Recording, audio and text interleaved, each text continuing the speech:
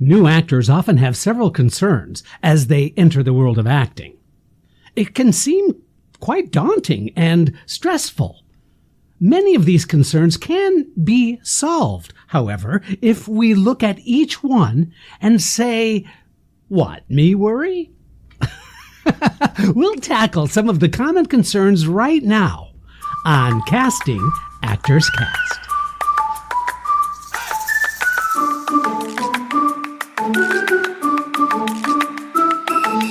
It's time for another episode of Casting Actors Cast, insights for actors from a casting director. Here he is, your host, Jeffrey Dreisbach.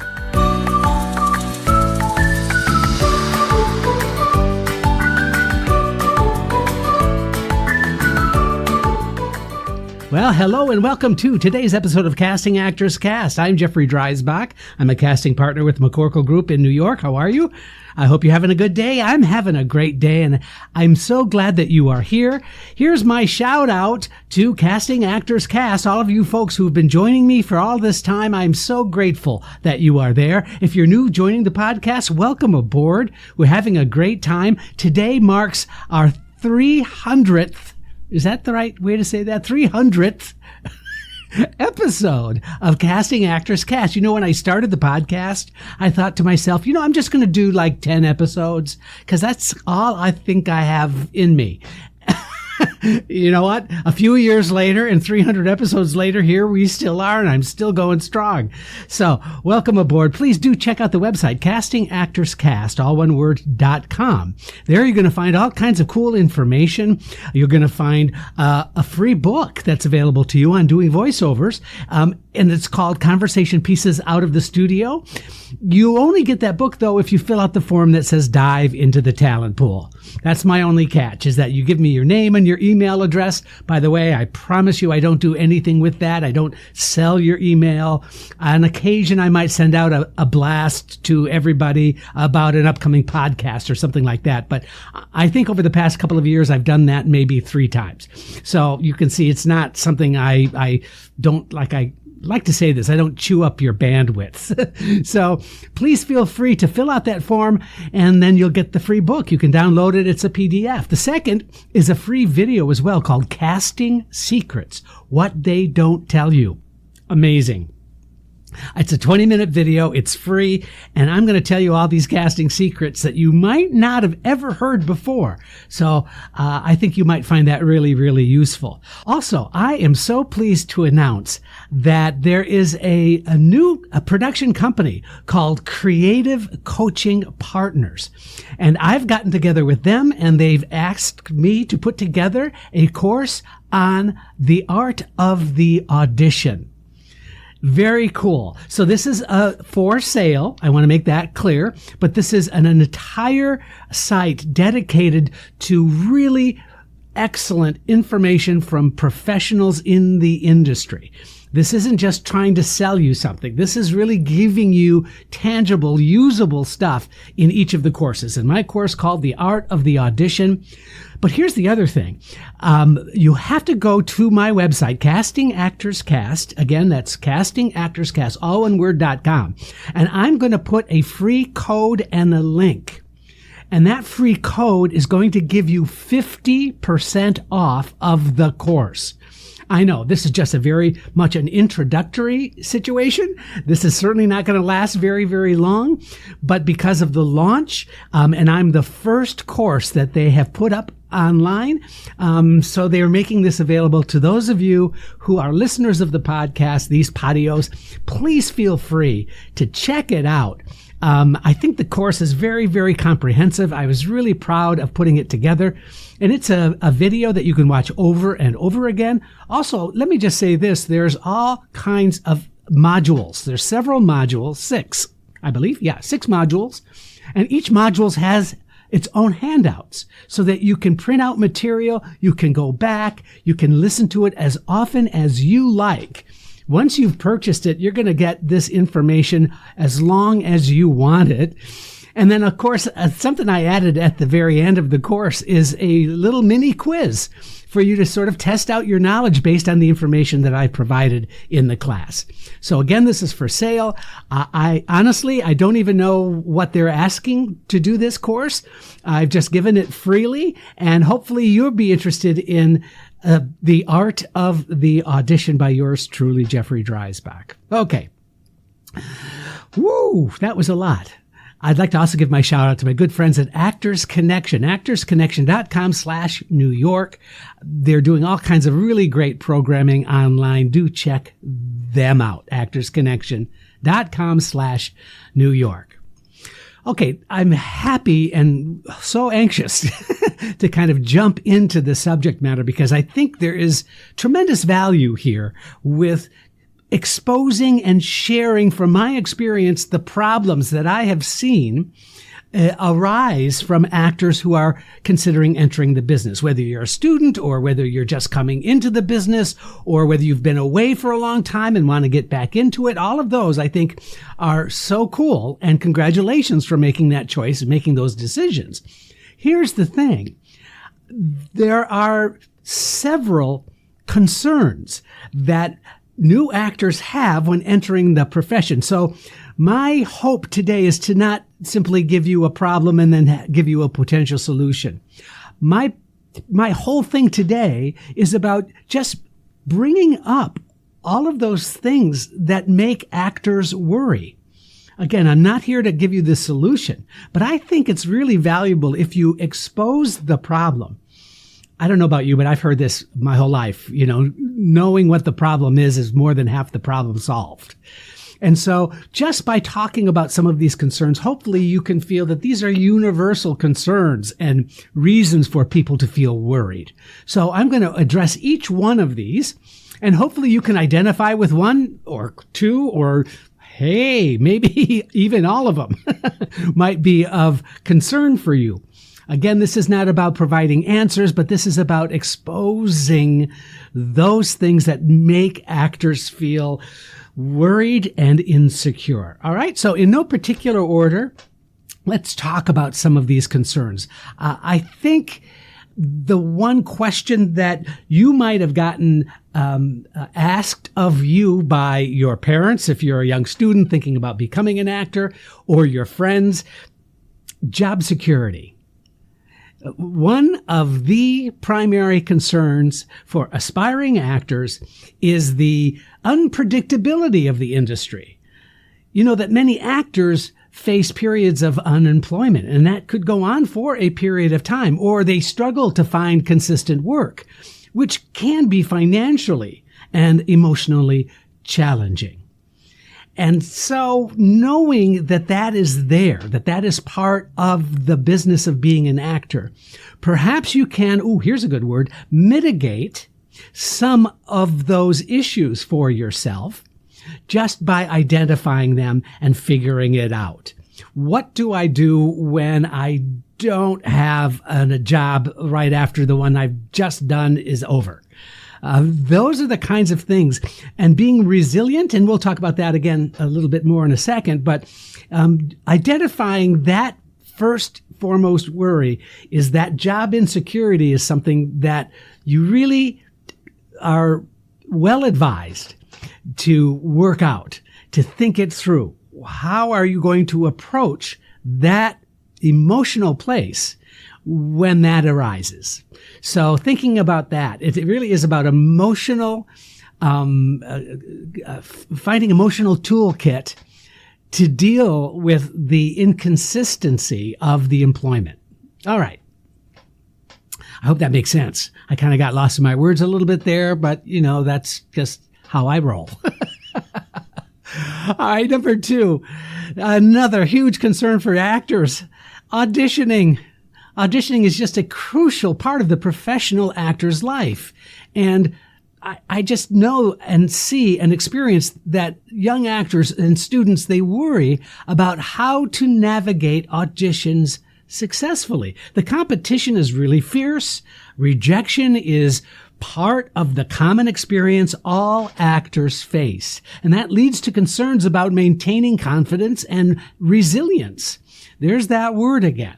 Being able to bounce back after you spend a lot of time working on doing a good audition and then it doesn't work out. It does for whatever reason. And you know what? You might not even know what that reason is.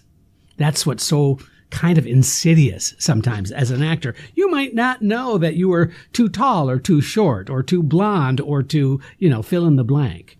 And that has nothing to do with your talent. That has everything to do with what the vision of the project is. So being able to maintain your confidence. And of course, one of the other things, and this is kind of a solution, and I wasn't going to talk too many solutions today, but really taking an audition course, a class that can really break it down so that you can do the best work possible under these unusual circumstances. So really being fearful or being concerned or being worried about auditioning, we need to address that in the healthiest way possible.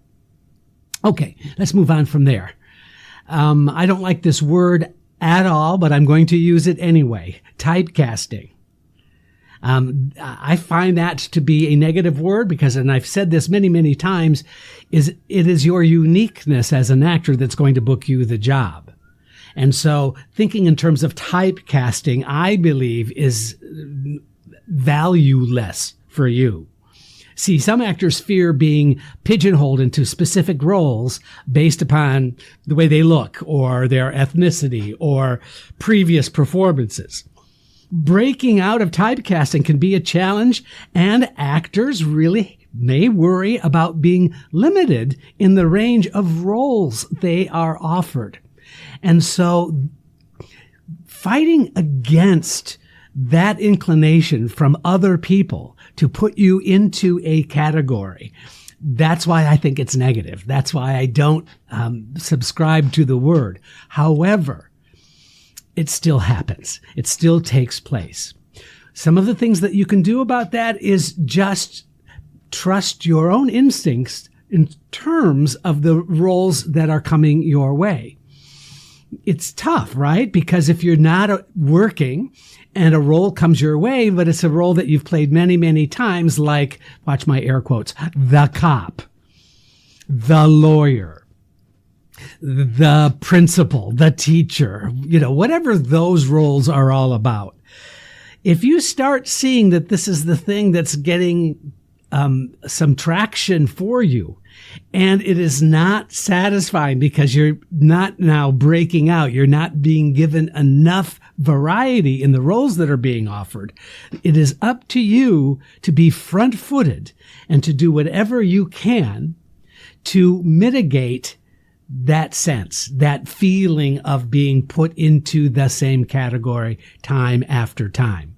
Now, early on, you might feel that you really don't have the ability to sort of say, I don't want to play the cop anymore. But if you're new to acting and you haven't booked a lot of roles and a couple of cop parts come your way, then you know what? You have to make that decision. My sense is you take the job. My sense is working is better than not working. Even though it might feel like you're compromising yourself because it's something or someone that you've already played, I still believe that work begets work. And so I would suggest that you say yes to those situations until you can afford to say, I don't want to play that anymore. So I gave you an answer. I wasn't going to do that, but there it is. Another fear that I think a lot of actors have is the word as well as the situation, and that's networking. Building connections in the industry. It's so hard, and this is personally difficult for me sometimes when I was acting. And we know that networking is essential for career advancement. I think, however, I felt, and many students may feel anxious about networking, especially if they are kind of shy, or they're introverted, or they feel like they lack experience in professional settings. That's a very legitimate concern that needs to be looked at and needs to be addressed. It's just about conditioning yourself to getting yourself out there. Never, ever be desperate, but make it clear that you are you in this situation, and that the more professional connections you can make, the more opportunities there are for you. Something to spend some time on. So if you hate the word and you kind of feel stuck in that arena, please do yourself a favor. Find other people who are really good at it and figure out what they're doing, because I think that that's a great way to help overcome some of that insecurity. Moving on from there, this goes along with, inconsistent employment, and that is financial stability. The instability of income in the acting profession is a significant concern. See, actors are often faced of periods without work, like I mentioned earlier, and they worry about financial stability. That's especially true when starting their careers. So, again, I'm not trying to offer too many suggestions here, but if that is you, just think of creative solutions that can help you with that concern. For example, part-time work. What other kinds of things can you do for employment, for income, while still being able to audition? I've said this before in some podcasts a while ago, but I'll say it again. A lot of actors are becoming and do waiter and waitressing gigs. And that's great. The money is really good. If you do that, if it's a nice upscale place, you can make quite a bit of money. And a lot of actors are happy with that. Here's the issue as I see it. At the end of the shift, at the end of a day or evening, it's 1 a.m. or midnight, or pick a time that your shift ends. And then think about how you're going to feel the next morning at 9 a.m. for a 10 a.m. audition. Are you going to be fresh? Are you going to be ready? Are you going to feel comfortable and confident and excited to be acting at that point? I suggest that many would not feel that thrilled. But that's the conflict. And so many times actors are stuck in those kinds of jobs that are draining them so much that they're really having a tough time staying focused on why they are in the career they want to be in the first place. So something to think about. Let's move on from there. This is also very true in a lot of actors who have spent some time on developing their talent and pursuing their creativity. That is balancing passion and reality. You see, pursuing a career in acting, that is often driven by passion, but the reality of the industry can be really harsh. So students will grapple with finding a balance between following their artistic aspirations and making practical decisions to sustain their career. Where do you fall in that? How is that being reconciled for you? It's a great question to ask. The answer might not come easy, but you may find that also it's an answer that may change its focus and trajectory at any given time. So it's not like you come up with the answer and then that's the answer for the rest of your life. No, that's not it. It's as your career changes and grows, that's something that you'll feel probably that it's constantly something that you are going to be looking at and evaluating. Moving on from there, this is number 7, industry pressures. Industry pressures. The entertainment industry can be really demanding with pressure to conform to certain standards or expectations. Many times actors have concerns about maintaining authenticity and staying true to their artistic values in the face of industry pressures. That's really common among student actors. How would you reconcile that? How would you address when those feelings, those emotional moments in your decision-making process affect you? How you answer that question can help alleviate some of the pressure that is common. Moving on from there, training and skill development. Many folks worry about whether their training has adequately prepared them for the professional demands of acting. The answer to that, and again, I'm not trying to answer everything, but continuous skill development and staying relevant in a very dynamic, ever-changing industry are ongoing concerns that a lot of folks have. Moving on from there, number 9, rejection and criticism. Dealing with rejection and handling criticism constructively, those are crucial skills for actors. The fear of being criticized or rejected can be daunting. It can impact an actor's confidence and mental well-being. It is a genuine concern. A suggestion that I have is simply to continue to process those feelings, decide how to find the balance between that kind of criticism or feedback and continuing to put one foot in front of the other. I know it's hard, but I think a self-esteem can only be attained by doing self-esteemable acts. So doing things for yourself in a positive way, especially in light of some of those knocks, can really help you find a balance. And speaking of balance, number 10, work-life balance. Achieving a balance between your personal life and the demands of a busy acting career, that can be very, very challenging. For example, long hours on the set, frequent travel, the unpredictable nature of the profession itself can pose difficulties in maintaining a healthy work-life balance. It is important for all actors to recognize concerns and activity and actively seek support through mentorship, networking, ongoing training, so that you can navigate the complexities of the professional world. I hope that this has been helpful for you. You may want to listen to this one again to pick up some of those other categories that you might not have thought about, because once you understand the problem, the solution is at hand. Thank you so much for tuning into Casting Actors Cast, and we're going to see you next time. Thanks so much. Please don't forget to review, like, and share Casting Actors Cast wherever you get your podcast videos. Thanks.